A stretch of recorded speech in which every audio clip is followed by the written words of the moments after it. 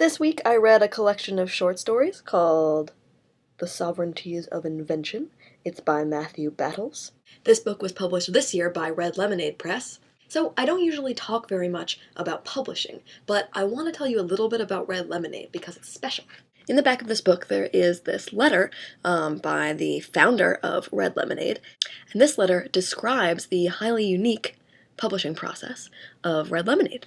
If you go to their website linked below, you'll see what I mean. In brief, Red Lemonade is a publishing community where anyone can create an account and log in to discuss literature and post manuscripts. And then you can comment and leave notes on manuscripts that are on the site. This lets everyday readers into the process of decision making for what in the end actually becomes a book. I've also linked below to an article in Full Stop magazine. In the article, there's a long segment quoted from Richard Nash about his ideas on founding the press. All that can be a little abstract and theoretical, though. So if you just want to see the real deal in practice, head on over to their website. Wow, what are we, like a minute into this thing? Time to talk about this book. So this book is full of very short stories that are mostly about odd occurrences and our relationship to objects, especially machines. In one story, a bunch of computer engineers at a tech conference get sucked in by the power of a mysterious black cube called the Gnomon. My favorites, though, are probably the stories that talk about our relationship to old machines, things that are outdated. What do we make of our history of invention, and what will it say about us, if anything? In the story called I After the Cloudy Doubly Beautifully, the narrator reminisces about a machine in the archives that's actually a translator.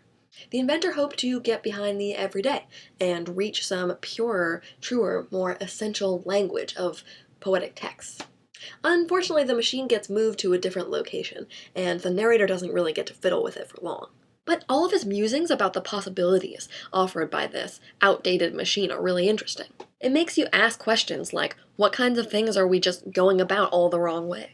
Are there questions technology is just never going to answer? And what if we imagine centuries from now, looking back on the computers of today, and things like Wikipedia, as some future astronauts do in the story called For Provisional Description of Superficial Features? Will we look back and laugh? Will we be any smarter? Any closer to some essential truth? Or will we still just be reaching out into space to see what we can see? Matthew Battles uses spot-on technical prose to explore what questions are really technical and what are just part of who we are. This little pocket text of curiosities is called The Sovereignties of Invention by Matthew Battles. And in 2012, the great age of video blogging, you were watching Brave Little Books. The Sovereignties of Invention by Matthew Battles. Battles. Matthew Battles. Bottles. The Sovereignties of Invention by Matthew Battles. Matthew Battles.